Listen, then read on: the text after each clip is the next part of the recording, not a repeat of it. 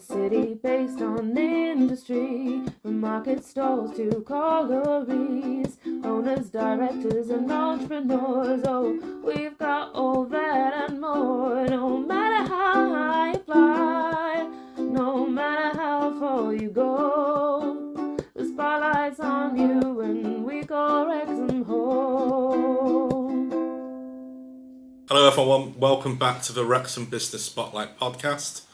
This is a podcast that focuses on local businesses and local business owners. We can learn more about their challenges and their plans to grow. My name's Adrian, I'm from AB Accountancy, which are the sponsors, and today I'm with Rich from Wrexham Bean Company. That's it. Hello Rich. How are you? Welcome on. Thank you very much. If you want to start by just introducing yourself and tell everyone what we need to know about Wrexham Bean. My name's Rich, I'm one of the co-founders of Wrexham Bean Company. We started later last year, and this is our first operational year running. And we've had one of the busiest years of our lives, as you can imagine. We are the Wrexham's only coffee roastery, and we showcase beans from all over the world and bring them into Wrexham and mix them with our local architecture and create our brand, and that's where it's taken off, really. Yeah, so you said you're one of the owners. How many of you are there? There are two of us, Okay. James and I, both related through my partner. So yeah, just the two of us. No staff, just the two of us working very hard. I can imagine, yeah. Yeah. And any business startup is challenging, but this Yeah. is a part-time gig for you both as well, isn't it, at the moment? I think? Yeah, it started off as a hobby. It's developed into a part-time role, and I imagine in the near future we'll be employing people full-time because of the development we've shown and the growth we're showing. But yeah, it's scary, isn't it? Okay, well hopefully we'll get into some of that growth and Absolutely. development and learn about what you're up to. Yeah. So why coffee? Obviously you wanted to do something together as a business, but... Yeah, there's two sides to it really. It's finding the niche in the market that we didn't have in Wrexham. Obviously we've got a lot of industry and a lot of culture in Wrexham. We haven't got any coffee in Wrexham, so that was one of the strands. I come from a strong Italian background. My father was Italian, his grandfather was Italian, and they came to Wrexham during the Second World War. When the war ended, the people of Wrexham kind of made them feel welcome. They stayed here, so I wanted to give something Italian back to the community of Wrexham. So that was my other strand. I lost my dad 2 years ago, so in his memory I wanted to start the business and kind of do something to make him proud. So the niche of the market and the Italian heritage is what kept me going. Yeah, and Wrexham has got lots of great independent coffee shops, but it's for roasting your own is your uniqueness, isn't it? There's an art to roasting coffee, and there's even more delicate, intricate art to making coffee. I don't claim to be delicate or intricate, so making coffee I leave to the lads that sit and the girls that serve our coffee. But we just roast. We sell online and through shops and delis and things, and we supply coffee shops. So getting the most out of the town is the best for us, supplying coffee shops so the people of town can drink our coffee. And without giving away your trade secrets, what's the rough sort of plan? How do you go about roasting coffee? What do you need? What do you have to do? Someone described this to me once as a Bunsen burner with a washing machine on top, and that's all it is effectively. I buy the beans in from whichever country I use. Like for example, we've got Uganda and Brazil in front of us today. I import them, and then they come to us at the roastery. The roasting machine is probably about 15 foot by 5 foot, so it's quite a big washing machine, if you like. And underneath the drum is a gas oven that heats the drum, and then we put the beans in the machine, and you watch them turn in like as you would the washing. And then once you get the colour you desire, the taste you desire, which takes a lot of trial and error, and believe me, I wasted a lot of beans. You must have drunk a lot of coffee along the way, did you? Yeah, I've had lots of sleepless days. Once you're happy with what you do, when you save your roasting profile, whether it be on laptop or manual, that's when you get the roast you want for that bean. That's when you get the product. How long does that process take? So from me buying the bean first off to developing the roast, we're probably looking about 5 or 6 tiredness nights. But once I've got my profile set, I know what I'm doing with the bean. Every 15 minutes I'm producing a batch of beans. Every 15 minutes when the machine's on, okay. that quick. It then degasses for 2 days, so the beans will let off a lot of gases, but then after 2 days, the beans in front of us there have been roasted on the 12th of November, they're ready to drink. So within 4 days of roast, Wrexham coffee shops have them on their table to serve. So in theory, your one machine can throughput quite a lot of coffee for you? Yeah, at one machine now we've got can pump out a lot of coffee, and we're looking at bigger machines. That's how scary it's getting. Yeah, excellent. Okay. Yeah. So in terms of starting this business, what was what other challenges? Obviously, you're straight into importing, which a lot of Yeah. businesses don't deal with. Was that something that was difficult to? Yeah, the biggest challenge is finance, because no one will borrow you money because you're a business or limited business in less than 2 years in production. So everyone's scared to borrow money. Certainly, in the current economic climate, there are grants out there. So if you've got a business plan set up and you're going the right avenues, you can get grants and things. But like I said, James and I have full-time jobs, so we're financially lucky that we can fund or part fund some of the progress ourselves. But we have dabbled into the export market. We're having help from the Welsh Assembly with that, in terms of advice. And America love Wrexham more than you think. I thought it was just the football, and it really isn't. Anything Wrexham, our Twitter followers are through the roof with American fans, and they can't get enough of it. I send bags over to Philadelphia all the time. We're in talks with a Philadelphia food wholesale company who want to have us constantly supplying delis in Philadelphia for coffee. So that would be the jump for the full-time position. Yeah. Because right now it's a daunting place to be, but exciting place to be. Yeah, because I think having Wrexham in the name is obviously brilliant for selling locally. Probably means you're not going to sell very much in Chester, for example. No. So it limits that, but Yeah. it does open up that whole American market for you, doesn't it? Yeah, and look at Chester, for example. Chester's got 3 of its own coffee roasters in the city alone. So you'd argue we'd never go into that avenue anyway, but we do sell all over the UK. So we've got a constant supply of beans going up to the Lake District in Windermere, to a coffee shop there. We send a lot down to London. One of our clients owns Made Available Music Studios, so we are everywhere in the UK, but we never want to conquer anywhere else other than our own town, because we want to give back to our local community rather than feed into other people's communities. And I don't know if you know the answer to this. What sort of size of market is in Wrexham in terms of coffee shops and restaurants and shops who retail it? Do you have an idea of how many outlets there are potentially? I think at the top of my head, you'll probably look at 15 to 20 coffee shops in Wrexham alone. Let's take away the corporations of the world. Yeah. We all know who they are, don't go to them. But that, and then you've got delis, supermarkets. You've got to remember, places like Marks and Spencer's and people like that, they want to support local as well. So we've all seen Wrexham Lager go through Aldi and Home Bargains and things, and how busy they are. You've got that avenue to explore as well, and then the smaller non-coffee corporations, if you like. But yeah, it's a big market, Wrexham. It's certainly enough to employ, 5, 6, 7 people full-time just to fulfil Wrexham's market. And when you've got orders from America asking for a minimum of 6,000 of these bags, that's when you start ramping up your output. And from my day job, I know a lot of Wrexham business owners, and I do find there is a community of people wanting to support other Wrexham businesses. So yeah, that's something we've seen. Yeah, it's definitely sort of the door's half open for you to get in there, isn't it? Yeah, we don't want to.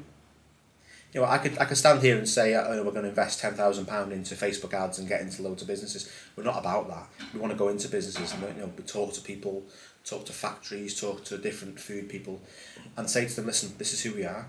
We're not growing too fast. We don't want to become this massive brand overnight. It's going to be a slow burner. We know that. And we're patient people. We'll wait the long game. But yeah, the Wrexham people have been warming to it. The lads at Bank Street, you've had them on the podcast. They'll say the amount of American people that go in there as well, and British people and local people that are buying our beans off the shelves in there. But yeah, we've been humbled by the local warmth. James, my business partner, is not a Wrexham lad. I've lived here for 35 years, nearly. Give me age away. But James is from Liverpool, so James came to Wrexham with this feeling that Wrexham's kind of like the city. And it was almost like someone gave him a big hug because everyone was so welcoming, especially with the brand. He felt how nice it was in Wrexham, hence the name. That was in a developmental stage of the business. We didn't know what to call the business. And then 12 months later, we've got Wrexham Bean Company. Yeah. Hello everybody, this episode of the Wrexham Business Spotlight is sponsored by AB Accountancy, who are an accountancy firm based in the heart of Wrexham who believe in producing high quality accounts and unbeatable customer service. You can visit our website www.abaccountancy.co, or you can find us on Facebook and Instagram, where we regularly post hints and tips to help you with your accounts and your tax. If you would like to sponsor an episode of this podcast in season 2, please get in touch. Right, sorry for disturbing you, let's get back to the podcast. Yeah, so when you were talking then about you like to go in and make contacts, I would think that's a lost art of sales. I think we're really quick at sending emails and doing Facebook ads. I don't think you can replace meeting people and shaking hands and having a conversation with them.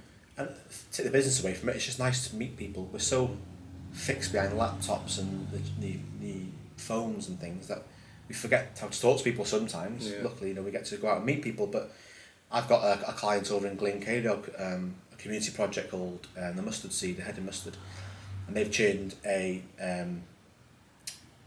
religious centre into a coffee shop. As you imagine in Glen Co, we've been there. There's nothing there. And she says to me, just send me some samples. So I drove down there and gave them to her, and she said, I was expecting to post them. I want to know what they're about, because I want to know, A, I'm giving them the right product of what they're doing, support them to know and understand, A, how much they can afford, and B, how much they're going to be selling. And just meeting nice people. Christina over there is doing a fantastic job, and we keep in contact all the time.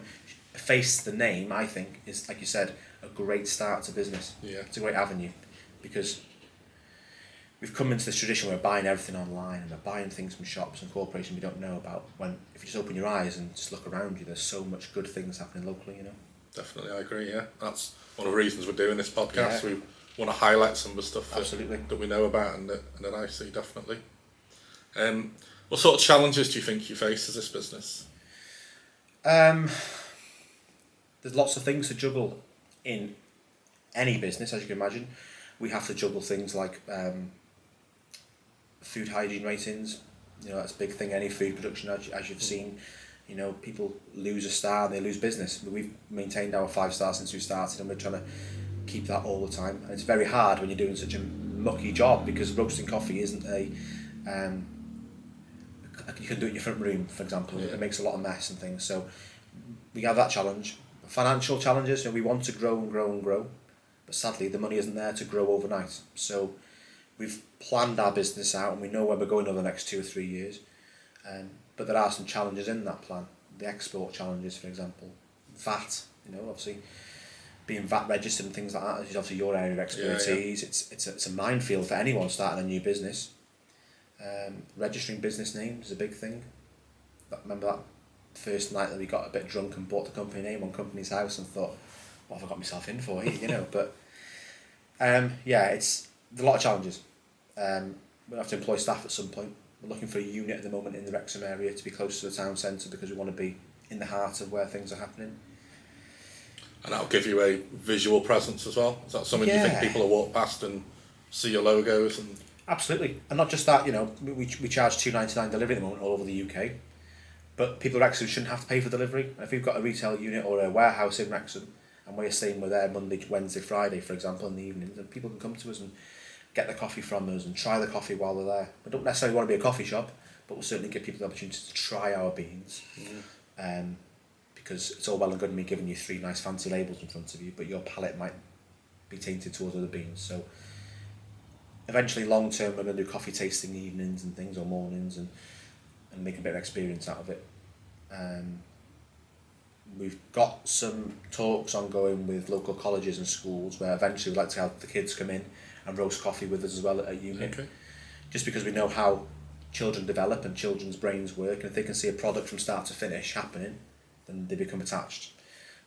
We'd like to allow children and students to come into us and roast coffee, see it in its green form, in its raw form.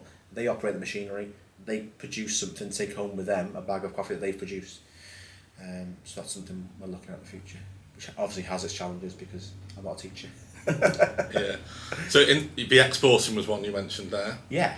Are you using like a third party to do that for you, or is it something you're doing in-house?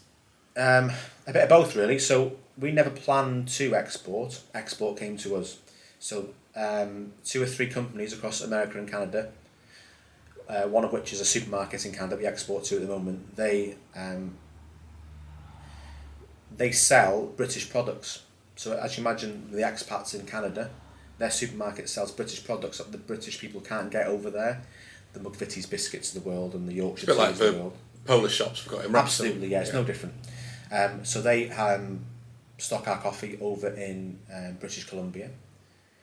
And then another company came to us, having heard about that in Canada, from Philadelphia. So the chap in Philadelphia is a very nice guy. Approached us and says, what are your thoughts on having a regular export to us? I said, that's great, but how do I do that? Luckily for me, he's very au fait in the export world, so he's set up connections all over the UK. All I need to do is get my beans to his shipping port, and he sorts the rest out because he's always shipping across anyway. Then there's an export cluster within the Welsh Government and the export advice people.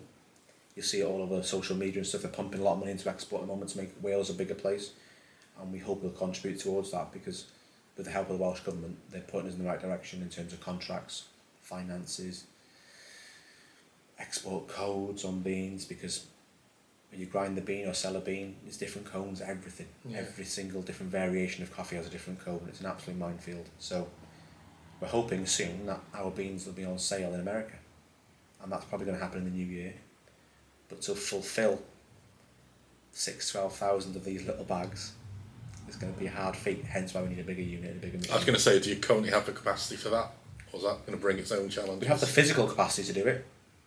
Do I have the mental capacity to spend so much time roasting coffee and watching the machine go round? I don't know, but we'll soon find out. But with the new roastery, hopefully in the Wrexham area, or Wrexham town area, and a bigger machine, we've done in a couple of days that. I think it'd be quite interesting if people can actually see the roasting happening in your unit. That'd be something I'd be sort of interested in. The old fishbowl. Yeah, something I've not seen before. So the problem is when I roast, I've got headphones in me, and I'm partial to a bit of a dance. So if people are looking through a window, that's even better. If people are looking through a window, it'll become a bit of an experiment maybe. But I like roasting. You could become a YouTube sensation or a TikTok sensation at the same time, couldn't you? Face for the radio, but we roast quite a lot at night time, just because of our we've got jobs in the day and things. So we have these challenges where we'd like to have a town centre place, but when there are caretakers involved opening and closing, how do I get someone to open a unit for me at 2 a.m? Because sometimes we roast at 2 o'clock in the morning because that's how busy we are. But yeah, we'll get there. But yeah, I don't mind the people coming in having a go at roasting, and the smell is fantastic. So I think if I quote Phil from Bank Street, I said, "What do you think of the smell of coffee when it's roasted?" He said, "It smells of chirk." So what do you mean? He goes, "It smells like sawdust and chocolate." Yeah, I remember that particular smell when you drove past Cadbury's was nice, wasn't it? Yeah. It's one of the two smells I particularly strongly remember with Wrexham, is that one. And when you used to play football, there was a pitch really near Kellogg's. I think it was the Tetra Pak pitch. And you could smell the wood dust, the Kellogg's smell, yeah. You need to wash your car afterwards because it's covered in sawdust when you finish. But the smell of it's almost like microwave bag popcorn things you have, and the smell of that, it's almost like that. It's really nice. But, excellent. Hopefully we can get that smell of the town. Be nice. Yeah. So I believe you've had quite a big local contract recently, and you're supplying the college. Yeah.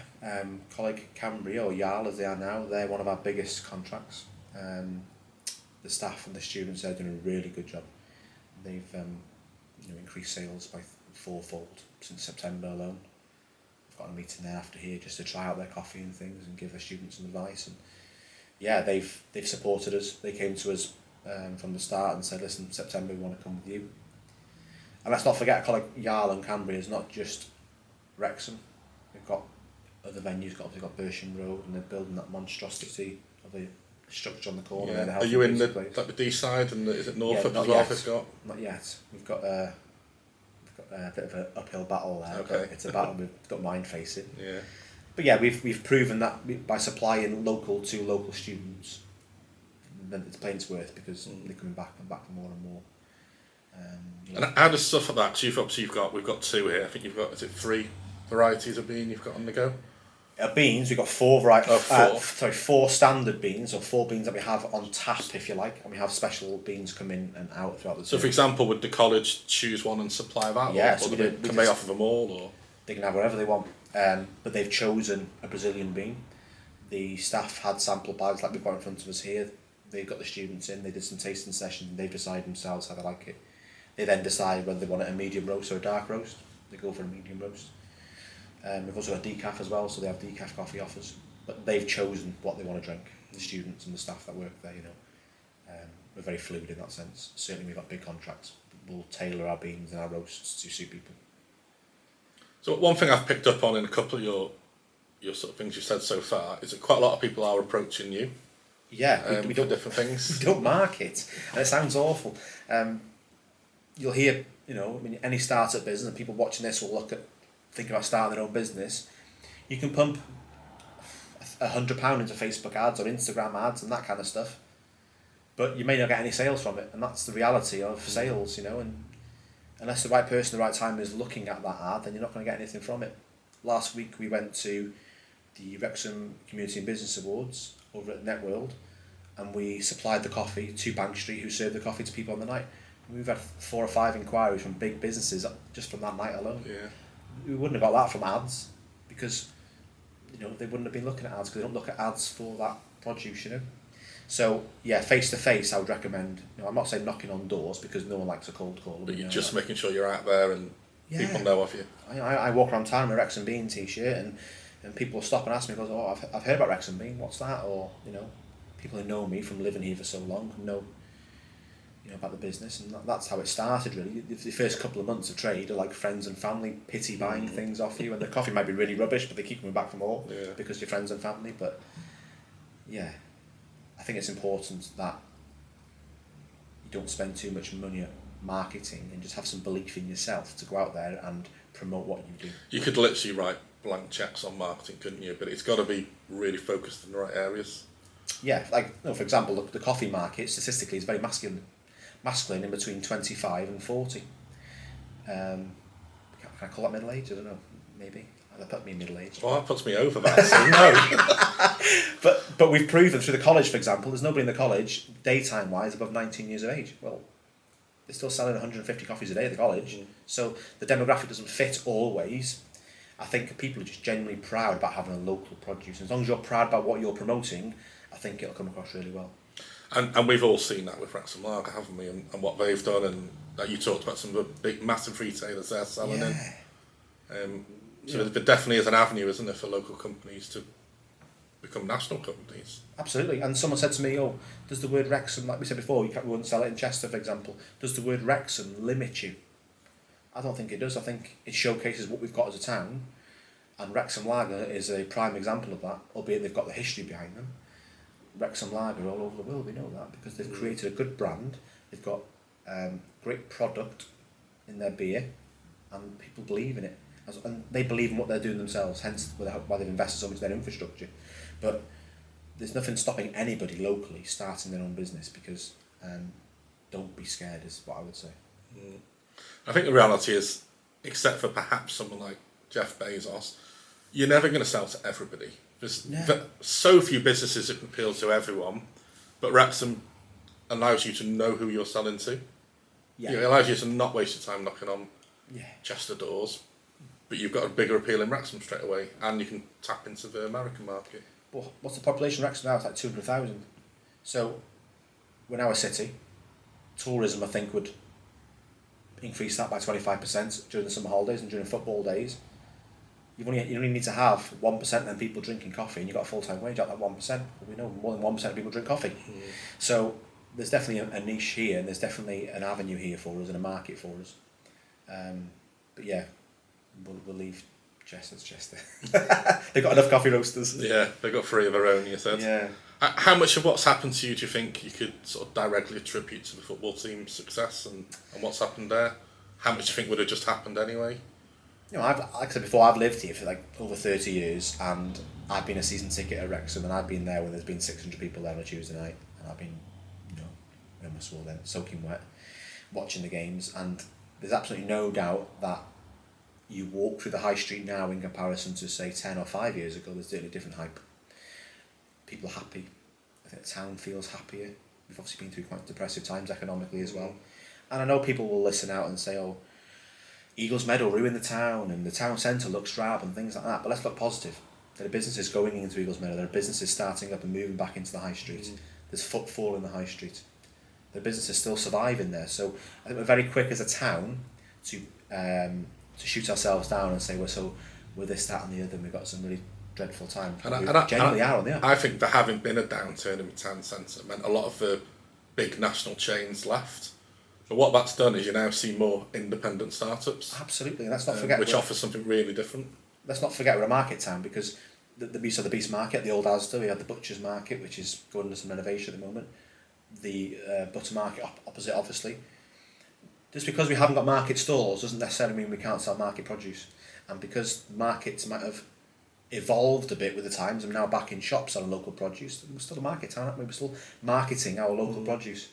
But yeah, I'm full of love from the town, from the heart. But I've got a lot of hope that things are getting better, and I think economically it's been proven we are getting better. Yeah, and I work in the town centre, so I'll spend time in it. I can see things are changing. Always seeing new independent startups happening, and some really good, interesting people that sort of we meet as well. So yeah, absolutely. And going back to what I said about the football, yes, it has been a part. There's no doubt that the Canadian and the American takeover has played a massive part in our economy, because people will say, oh, they don't put that much money into the local economy, but they do it inadvertently because people are coming here and spending money here because of what they're doing at the football ground. So yeah, it's had a massive part and long way to continue. And inadvertently, it probably means you're selling more in Canada and America. Absolutely. People will just recognise the name Wrexham. Absolutely, yeah. And then hopefully you're going to create more jobs in the town as a result. And there's no doubt that without the football takeover, I wouldn't be exporting to Philadelphia, because why would they want to buy Wrexham? Yeah. But yeah, things are on the up. Let's be positive. Definitely. So plans to grow. What's for short, medium, long term? Do you have it mapped out? Maybe not written down, but I think short term we carry on as we are. We get through Christmas, because Christmas is a really busy time for us. Lots of people get out the cold drinking coffee, so we've got a lot of roasting to do. New year to this time next year, we'll probably look at expanding into bigger premises in terms of the infrastructure for us. Bigger roaster, which means then we can take on bigger contracts. This time next year, talking long-term goals, we're probably looking at having a regular export to America, regular export to Canada, if not more.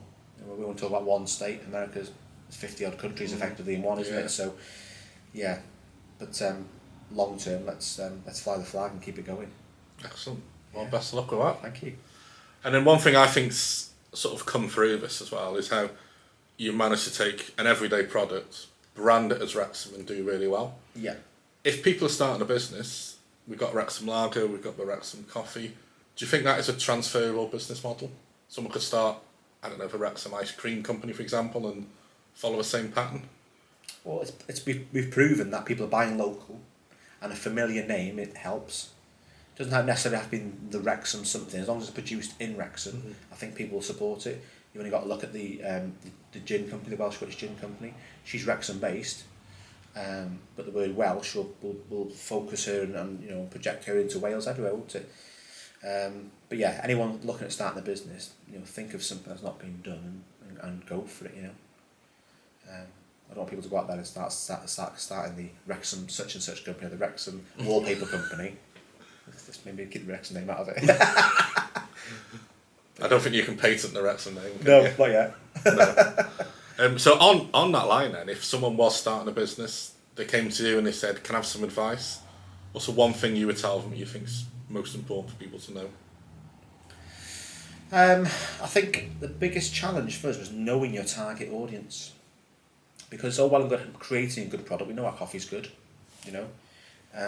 but you need to know who you want to sell it to and who you're targeting to. Because, for example, if you started a spirits company in Wrexham, other than gin, obviously we've already got one, you need to look at where you're going to target it and obviously create it and things like that. But we're quite fortunate in the sense that we knew the coffee industry background anyway, from investing so much of our own money in drinking coffee anyway, obviously the Italian heritage, so we knew that lots of people drink coffee. Not everyone drinks vodka, for example, so you've got to be casting your net quite wide in an area that's not so big, as in get as much capture as you can. I'd say homework is the big thing. I spent months and months researching. This idea came up in COVID. Obviously we decided not to launch during COVID, but you've got to know and set out your stall very early on and say, this is what I intend to do. And there will be people that are critical and saying, it's rubbish, or I don't like the way you've done this, I don't like this, but stick to your guns. As long as you believe in what you're selling and you can portray that through your interactions with businesses, people believe in you. Yeah, great. Right, what would you say success looks like for you? Success looks like for me? Let's think about that. Bigger establishment for us would be a success for us, because we'd like to move out from where we are now and get somewhere local, somewhere people can come to us. I want to employ some local people, certainly students and things like that, where they can be proud of what they do. And success inevitably is us creating a new industry in Wrexham. You know, having a big roastery in Wrexham, shipping all over the country would be success for me. Yeah, you plan to, every time someone walks on a local coffee shop, front and centre? Be nice, wouldn't it? Yeah, it's the aim. The bank will be happy. But yeah, let's think about employing people, local people, get people passionate about something, spread some positivity about who we are and what we do about in terms of Wrexham, and yeah, let's showcase what we've got. Excellent. Okay, Rich, so you've kindly brought me some samples today. Show me them. Let me talk you through them. Smell them, taste them. What do I need to do? Let me show you what we've got then. So this is a bean from Grundy. It's a fully washed bean, this one. So if you have a look at these, I can get some out. But you'll see that the insides on these are very much white. Okay, yeah. That's just the process we use to clean them. So before I get the bean, they're washed, or the process is washed, so the insides are washed out, similar to decaf if you like. Decaf, we obviously clean all the caffeine out of it, but these are just washed beans. It's just the way they clean the bean. That's got tasting notes of marshmallow in that one, and that's come all the way from Burundi on the east coast of Africa. Okay. Is that marshmallow taste in the bean, or is that something part of your process gives it that flavour? That's an interesting question, that, because people assume I add marshmallow to the bean, and that's really not the case. Each bean, certainly in the specialty coffee world, because we only supply the best beans all over the world with high scores, each bean, depending on the altitude and the amount of alkaline acid in the soil, a professional taster, who I do not claim to be, will go and taste the bean at the farm and decide that tastes like A, B and C, and usually get 3 or 4 different tasting notes. So that one's chocolatey, Nutella and marshmallow, that one, and I'll see if you can maybe able to smell a bit of marshmallow or a bit of sweetness. This is a better feature for YouTube than it is for Apple and Spotify, isn't it? We need a smellophone. Yeah, it's a bit of a sweetness, isn't it? That one, yeah. So we compare that, for example, to the pink bag that's here. That's an interesting bean. That's from a collective of farms called Cafedelas in Brazil. That's farmed only by women. So the farm only employs women. The first male, if you like, to touch that bean and sort that bean is me in Wrexham. So we invest heavily into the infrastructure of women in South America, because they're not as fortunate as the women in this country are, because there's no infrastructure there for them. So we're trying to pump as much money as we can by buying their beans into helping them grow a sustainable future for women. The taste notes on that one have been dictated as chocolate and nut on that one, so you might get a bit of a darker chocolatey smell on that one. Yeah, it's a bit like a deeper smell, isn't it? That's probably a standard espresso kind of smell bean, yeah. Yeah, I can imagine a double espresso with that. Yeah. And me not getting any sleep for a couple of days. The college sell our Brazilian bean, so if you want to taste that, the college is a place to go for that. So would all Brazilian beans be of that sort of style, or is a big variation within the country? If you look at the map of the world, for example, the South American beans are traditionally quite chocolatey and nutty. You'll get the hints of bits and bobs like orange and zest in them. But the more east across the world you go, in terms of Indonesia and China, the more wild flavours you get.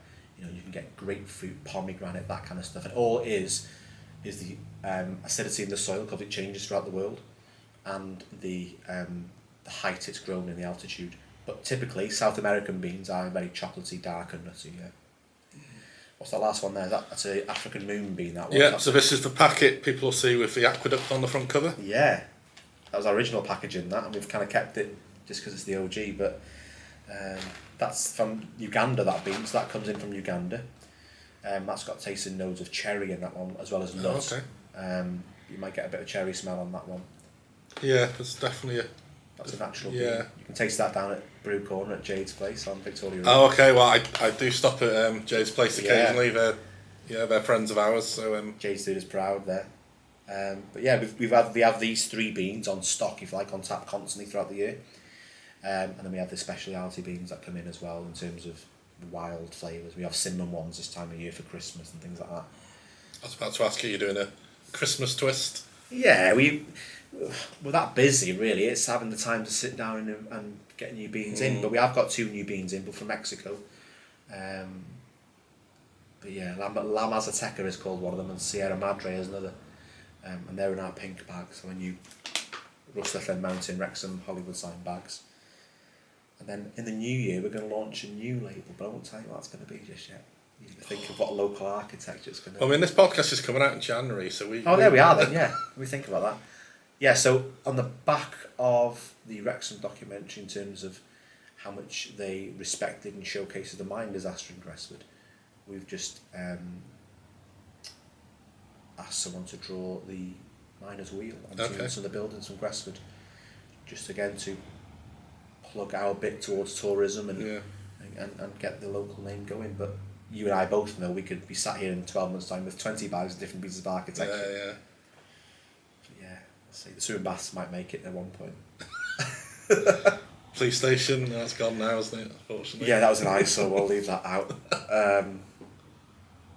Just the boots opticians in town. That building. Someone said to me once, "Don't judge Wrexham by its shops. Look above them." If you look above the shops in Wrexham, there's some gorgeous pieces of architecture. Right, you know.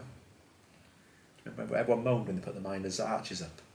Yeah. How dreadful the miners' arches look on Queen Square, but look at us now. Yeah, just part of the town now. Part of the town now, yeah. Kids swing off them every day.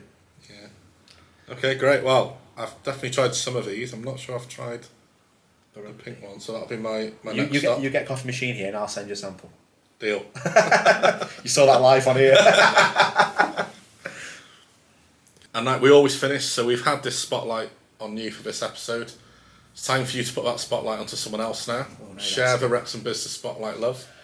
Oh, I'll upset some people by not mentioning that. You will, won't you? That's what everyone's like, oh. I've dabbled into the students quite a lot in our chat, and I've got to give all my credit to Matt and his team at Coleg Yard.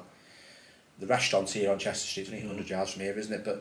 But the lads and the girls that work there tirelessly do a very good job. It's a very good restaurant. Let's not forget the students are still learning and they're developing their skills, but they produce some phenomenal food. The coffee shop as well inside there obviously serves our coffee, and they've been really passionate about us and likewise with them. But they get enough recognition. People can walk past that college and think it's just a college, but when I walked into there for the first time, having been there in my younger years, but walked back in again as businessman, I was astonished by what was in there. There's a florist inside there. Would you ever think that by walking past? There's students creating all sorts of good things. Matt gave us a tour of the building. There's Olympic gyms in there. There's spinning studios for staff. It's such a hub. And by sending your children, people listening to this, send your children to Coleg Yard, you've given them the best opportunity this town can give you, because they really are doing miracles for the future of them children, you know. Things that we didn't have when we were in college. But yeah, and they drink the best coffee, so why wouldn't I plug them? Actually, I could second that. I went to an event in the cafe there a month or so ago. Yeah. Had some food and it was top notch. It was Really? really, really good. Yeah. So You know, I my missus laughs and she says, "Where are we going for tea this Sunday? We're not going back to the college again, are we? 'Cause I keep going there all the time supporting them." She wants to go somewhere new, but yeah, they do a good job and I'm really proud of them. Okay, great. Well, thank you very much, Rich, for coming on. Thank you very much. Really appreciate it. I've really loved seeing your company grow. I actually knew about you right from the start because your business is registered here, where we're based here at Home of Offices. So I did see it come up and I thought, oh, that's interesting. And yeah, slowly seeing you popping up in different venues and got to know you as well. So it's been fantastic and best of luck with the journey. Thank you very much. Thanks for having me. Cheers. Thank you. Thank you. Hello everybody, it's Adrian here. Thank you very much for listening to this episode of the Wrexham Business Spotlight podcast. It's very much appreciated. Please also support our guests and their wonderful businesses. You can like and subscribe to this. You could share the podcast so your friends can enjoy it. And you could also find us on social media, on Facebook and Instagram. Leave your comments, leave your thoughts, and let us hear your feedback. Thank you very much, and see you on the next episode. No matter how high you fly, no matter how far you go, the spotlight's on you and we go Wrexham home.